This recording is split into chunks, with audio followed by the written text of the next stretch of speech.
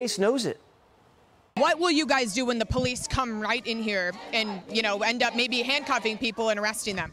We'll do what we always done. We'll get arrested, just like the criminals in the subway. They're always right back out in 24 hours. Marxists are beating up Jews, breaking into buildings and raising foreign flags, while Biden says Republicans are America's top threat. Biden hasn't even made a phone call to the president of Colombia. Hillary's a professor at Columbia. She hasn't said a word. Obama graduated from Columbia. Where is he? This country needs to get it together. To every college president, I say remove the encampments immediately, vanquish the radicals, and take back our campuses for all of the normal students who want a safe place from which to learn. Former member of Antifa, Gabriel Nadales, joins me now. So, Gabriel, you're looking at some of these black-clad anarchists burrow into these windows and kind of take the leadership role of this movement.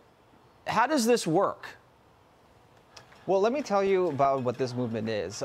This movement is just part of a bigger conversation when it comes to far-left activism. And as we know, they have a long history in America of violence, whether it be destroying buildings or attacking other people. But one thing that we need to consider is the fact that a lot of these people aren't even students. I mean, from my time in the Antifa movement, I can tell you that a lot of my friends, they used to beg for money to pay for gas in order to go to another city. I even had a friend who used to train hop to get around the country.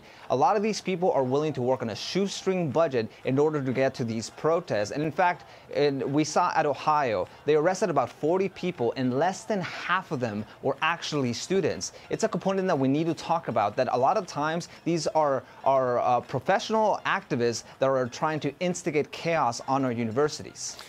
So when you were in Antifa, you're telling me that these people were poor and they would just act like parasites. They would glom on to whatever action there was happening in the street, and they would try to capitalize on it. And it didn't really matter what the action was. They just wanted chaos and destruction.